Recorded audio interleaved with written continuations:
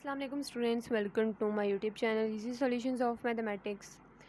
आज की वीडियो में मैं आपको करवाऊंगी एक थोड़ी सी डिफरेंट एग्जांपल के उसके अंदर एक हमें एलपीपी दी गई है, सॉल्व द एलपीपी, जिसके अंदर ऑब्जेक्टिव फंक्शन है सब्जेक्ट टू दिस। दो इक्वेशंस दी गई हैं जो ऑलरेडी स्टैंडर्ड फॉर्म में ही हैं और इसके अंदर डिफरेंस क्या, हमने क्या करना है, generate the simplex table associated with basis. कुछ बेसिस हमें दे दी गई हैं P3 और P4, उसके अकॉर्डिंग हम लोगों ने जो है इस पूरी एलपीपी को सॉल्व करना है और सिंप्लेक्स टेबल को डायरेक्ट जनरेट करना है आइट्रेशंस के बगैर। तो वो हम किस तरह से करेंगे वो हम इस वीडियो में देखेंगे। स्टार्ट करते हैं। बेसिस हमें दे दी गई हैं P3 P4। सबसे पहले हम लोगों ने सारी वैल्यूज़ वगैरह निकाल लेनी है। उसके बाद हमें क्या है, हमारे पास जो एक्स बी है यानी जो सोल्यूशन है, सोल्यूशन भी किसकी फॉर्म में आएगा, 3 और 4 की फॉर्म में। तो हम पे वेरिएबल्स भी x3 और x4 ही लेंगे क्योंकि 3 और 4 की बात हो रही है। बेसिस भी 3 और 4 की दी गई है तो x3 और 4 आएगा। P1 P3 की वैल्यू हमारे पास क्या है, 2 - 2। ये कैसे आई है, अब 2 - 2 ये हमें देखना है। x3 की जो वैल्यू है ऊपर वाली इक्वेशन में 2 है और नीचे वाली इक्वेशन में क्या है, -2 है। 2 - 2 हो गई, ये x3 के रिस्पेक्ट से P3 की वैल्यू होगी 2 - 2। इस तरह आप लोग पहले भी ये पढ़ चुके हैं वो पैरामीट्रिक इक्वेशंस वाले जो क्वेश्चंस है उसके अंदर। उसके बाद P4 यानी जो x4 की वैल्यू ऊपर वाली इक्वेशन में 4 है और नीचे वाली इक्वेशन में क्या है, x की वैल्यू 6 है। तो P4 जो है वो x के कोफिशिएंट्स की x4 के कोफिशिएंट्स की सेट है। एक ऊपर 4 है नीचे 6 है तो 4 6, ये 2 - 2 4 6। ये हमने यहाँ पे b की जगह पे वैल्यूज पुट कर दी, 2 - 2 और 4। और ये जो हमारे पास स्मॉल b है वो क्या है, 10 और 5। इक्वेशन जिसके इक्वल होती हैं वो होता है 10 और 5।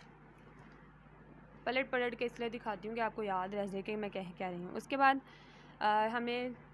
हमने क्योंकि सिंप्लेक्स टेबल जनरेट करना है तो सिंप्लेक्स टेबल के अंदर हमारे पास सॉल्यूशन कॉलम होता है और ज़ीरो होती है, एक जी की रो होती है जिससे हम लोग एंटरिंग वेरिएबल देखते हैं। एक सॉल्यूशन कॉलम होता है साइड पे जिसके थ्रू हम लोग अगर रेशो बनाते हैं।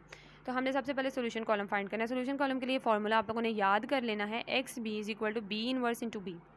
सॉल्यूशन कॉलम जो है इसको सॉल्यूशन ही बोलते हैं, एक्स बी का मतलब है सॉल्यूशन है। और उसके लिए हमने क्या करना है, बी इनवर्स। सबसे पहले हमारा जो बी है, ये जो बी आया है, हमने इसका इन्वर्स फाइंड करना है। इन्वर्स बार बार मैंने आपको बताया भी है पिछले वीडियोस में भी, और ये आप लोगों ने पढ़ा भी हुआ है कि इन्वर्स ऑफ बी या किसी भी सेट का इन्वर्स क्या होता है, is equal to adjoint of that set divided by उसका डिटर्मिनेंट। और ये आप लोगों ने छोटी क्लासेस में पढ़ा भी हुआ है। एडजॉइंट क्या है कि आप लोगों ने इधर वाली वैल्यूज़ के साइन चेंज कर देनी है, इधर वालों की पोजीशन चेंज कर देनी है, डेट्स ऑल। तो डिवाइडेड बाय डिटर्मिनेंट, इधर वाली वैल्यूज़ को मल्टीप्लाई माइनस इधर वाली वैल्यू को मल्टीप्लाई करके तो आपने आंसर दे देना है उसका और उसको डिवाइड करवा देना है। ओके जी, बी इनवर्स को बी के साथ, बी क्या है हमारा 10 5, उसके साथ मल्टीप्लाई करवाया और ये 2 × 3/2 हमारे पास आ गया सोल्यूशन कॉलम। आगे हमने निकालनी है ज़ीरो। अब ज़ीरो हमारे पास क्या है, हमारे पास टोटल कितने वेरिएबल्स हैं, x1 2 3 4 4 हैं। तो हमने क्या किया, सी बी। अब सी बी क्या है ये मैं आपको बताती हूँ। उसके बाद बी इनवर्स का भी हमें पता है। उसके बाद बेसिस की क्या क्या है, P1 P2 P3 P4 मैंने आपको बताया 4 है, माइनस सी। अब मैंने आपको बताना है सी क्या है और सी बी क्या है, ये अब मैं आपको थोड़ा सा एक्सप्लेन करती हूँ। ऑब्जेक्टिव फंक्शन जो है हमारा जी वाला, उसके अंदर हमारी जितने भी वेरिएबल्स हैं उनके साथ पड़ी हुई जो वैल्यूज़ हैं, जो उनके कोफिशिएंट है, जो उनके साथ पड़ी वैल्यूज़ हैं, वो हमारे पास सी हैं।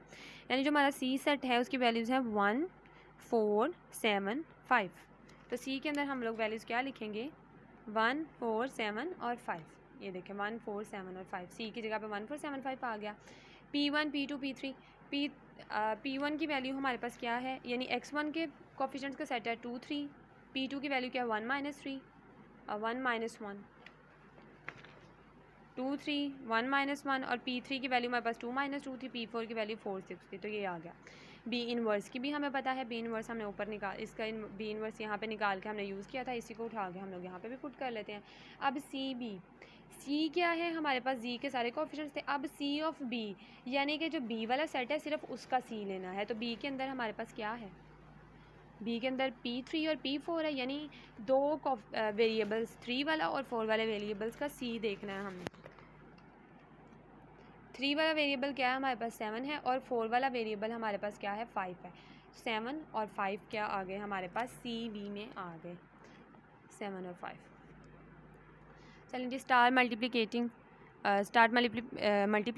सबसे पहले इन दोनों सेट्स को हम लोग करेंगे मल्टीप्लाई।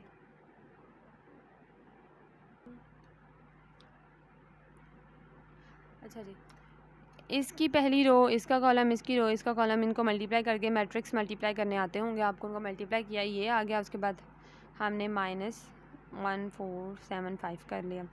उसके बाद हमने इसको इसके साथ मल्टीप्लाई कर दिया। इसकी एक ही रो है, इसका कॉलम, रो, कॉलम, रो, कॉलम, मल्टीप्लाई जिस तरह करते हैं वो आ गया। अब ये माइनस, अब ये वाला सी वाली वैल्यू रहेगी। अब इन दोनों को माइनस करना है, पहली वाली में से पहली वाली, दूसरी वाली में से दूसरी वाली, तीसरी वाली में से तीसरी, चौथी। तो हमारे पास ज़ीरो क्या आई है, ज़ीरो आई है 3/2 -1/2 0 0। और बेसिकली आपने इसमें फार्मूलाज़ को याद रखना है। फार्मूलाज़ को अगर आप याद रखेंगे तो आपको पता चलेगा आपने कहाँ पे क्या वैल्यू पुट करनी है। नेक्स्ट, क्योंकि अब हमने डायरेक्ट सोल्यूशन निकाला है, पहले हमने निकाला है जी की पूरी रो। टेबल के अंदर हमारी सोल्यूशन की भी पूरा एक कॉलम होता है और जी की पूरी एक रो होती है। उसके बाद हमारे पास जी की एक वैल्यू भी आती है एंड पे, एक होती है ना जी की पूरी रो होती है x1 x2 x3, और एक एंड पे सोल्यूशन के अंदर, सोल्यूशन के ऊपर एक जी की वैल्यू भी होती है, तो हमने वो निकालनी है। तो उसका फॉर्मूला भी क्या है, सी बी इनवर्स और इंटू बी है। पिछले में हमने सिर्फ -c किया था तो पूरी रो आ गई थी, इसमें अब हमने सिंपल ये वाला फार्मूला यूज़ किया है। तो सी बी की वैल्यू क्या है हमारे पास 7 5, और बी इनवर्स की वैल्यू ये है हमारे पास, और बी की वैल्यू क्या है 10 5। तो सबसे पहले हमने इन दोनों को मल्टीप्लाई किया, 2/3 आ गया, और यहाँ पे थोड़ी सी गलती हो गई थी तो मैंने वाइटनर किया। 7 5 है और ये इन दोनों को मल्टीप्लाई किया तो 2 × 3/2 आ गया। उसके बाद इन दोनों को हमने जब मल्टीप्लाई किया हमारे पास 14 + 15/2, इनको फ्रैक्शन को सॉल्व करने के बाद 43/2 आ गई हमारे पास जी की वैल्यू। तो इंटायर टेबल बिकम्स, अब पूरा का पूरा टेबल हमारा क्या आया। सबसे पहले अब हमने टेबल बनाते हैं, हम लोग बेसिक लिखते हैं x। अब हमारे पास जो बेसिस फ्राहम की गई हैं, जो बेसिस हमें क्वेश्चन में गिवन है, हम लोग वो देखते हैं क्या है, P3 एंड P4। तो यहाँ पे x3 एंड x4 आएंगी बी की बेस। उसके बाद वेरिएबल्स कितने हैं, x1 x2 x3 x4। अब हमारे पास जो ज़ीरो है, ज़ीरो हमारी क्या निकली थी हम वो देख लेते हैं। सबसे पहले ज़ीरो में, सॉरी पेज फोल्ड हो गया। ज़ीरो के अंदर हमारे पास जो पहली वैल्यू है वो x1 की है, वो है 3/2, x2 की वैल्यू -1/2, और x3 की वैल्यू 0, x4 की भी 0। तो ये हमारे पास सारी की सारी ज़ीरो आई है, तो हमने उसको पुट कर दिया ज़ीरो को, 3/2 -0 0। उसके बाद हमारे पास यहाँ पे सॉल्यूशन के नीचे, यहाँ पे हमारे पास जी के सामने जी की वैल्यू होती है जो हमने अभी भी निकाली है 43/2, वो लिख दी। उसके बाद हमारे पास x3 की आ गई है। उसके बाद हमारे पास जो सॉल्यूशन कॉलम हमने निकाला है वो क्या था, सब दिखा देती हूँ ताकि आपको कोई कन्फ्यूजन ना रह जाए। सॉल्यूशन कॉलम क्या था हमारे पास, 2 और 3/2 था। तो हमने सॉल्यूशन कॉलम के में x3 और x4 के रिस्पेक्ट से हमने 2 और 3/2 निकाला था, क्योंकि x b था और b में 3 और 4 थे। तो x b का सॉल्यूशन जो निकाला है तो x3 की वैल्यू ऊपर वाली 2 और 4 की नीचे वाली 3/2 थी। उसके बाद कॉन्स्ट्रेंट कोफिशिएंट्स रह गए थे हमारे, वो हमने नहीं थे, वो ऊपर निकालना मैं भूल गई थी टेबल में। अब ये वाली जो वैल्यूज़ हैं, अब ये वाली रो ये भी तो निकालनी थी ना, तो ये मैं ऊपर निकालना भूल गई, तो मैंने टेबल के नीचे निकाल दी। आप लोगों ने पहले करना है, पहले आप लोगों ने ज़ीरो निकाली, फिर आपने जी की वैल्यू निकाली, देन आपने कॉन्स्ट्रेंट कोफिशिएंट्स निकालने हैं। और सॉल्यूशन, सबसे पहले आपने सॉल्यूशन कॉलम निकाला, फिर ज़ीरो निकाली, फिर वैल्यू ऑफ जी निकाली, एंड पे सिर्फ कॉन्स्टेंट कोफिशिएंट्स रह गए थे। तो उनका फार्मूला क्या है, बी इनवर्स इंटू ए। बी इनवर्स हमें पता है क्या है, और ए की वैल्यू, ए क्या होता है हमारे पास, P1 P2 P3 P4। यानी कि इनडायरेक्टली ये जो मैंने पीछे फार्मूला लिखा है ना, सी बी इनवर्स, इधर हम P1 P2 P3 की जगह पे हम ए भी लिख सकते हैं, इस पूरी वैल्यू की जगह पे। ये मैं इस पूरी वैल्यू की जगह पे हम ए भी लिख सकते हैं। जिस तरह से हमने, तो इस ए लिख सकते हैं, तो ये फार्मूला बन सकता है। तो यहाँ पे ए क्या है, P1 P2 P3 P4।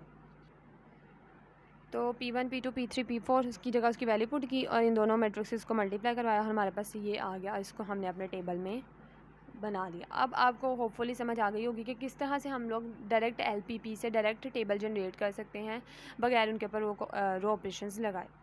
Hopefully आप लोगों को अंडरस्टैंडिंग हो गई होगी, आप लोगों को समझ आ गया होगा। मैंने पूरी डिटेल में समझाने की कोशिश की है। अभी भी स्टिल कोई क्वेश्चन है, कोई क्यूरी, आप मुझसे कमेंट सेक्शन में पूछ सकते हैं। वीडियो पसंद आई तो प्लीज़ वीडियो को लाइक करें, मेरे चैनल को सब्सक्राइब करें और अपने फ्रेंड्स के साथ ज़्यादा से ज़्यादा मेरी वीडियोज़ को शेयर करें। Thank you so much.